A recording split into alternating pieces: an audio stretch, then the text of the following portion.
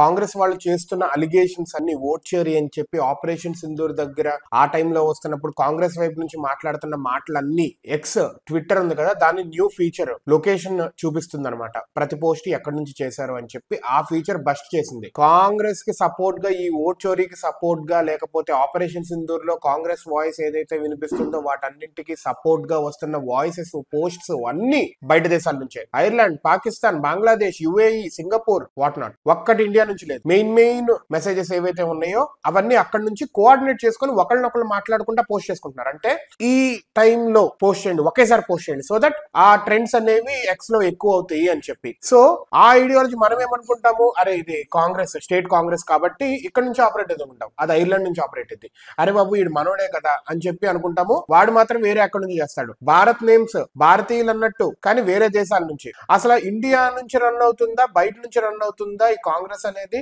బయట వాళ్ళ కోసం రన్ అవుతుందా, ఈ సోరోస్ వీళ్ళందరూ కలిపి నడిపిస్తారా ఇప్పుడు ఒకవేళ కాంగ్రెస్ వస్తే, లేకపోతే మన దేశం వాళ్ళే మన దేశాన్ని రూల్ చేస్తారా అనేది అన్నట్టు ఉంటుంది. సో ఇది ఫస్ట్ అయ్యేసరికి కాంగ్రెస్ ఇంకా పెద్ద చిప్పు వచ్చి పడింది.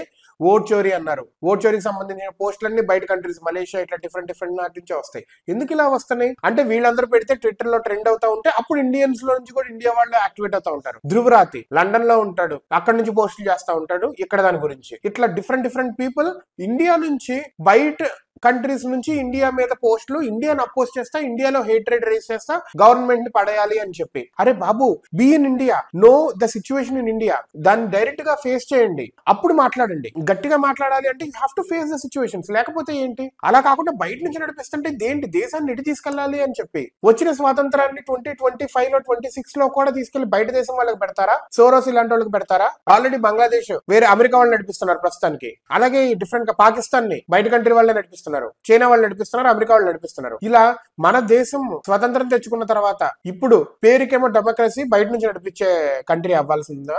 అండ్ జనాలు మైండ్ ఉందా మీకు అసలు?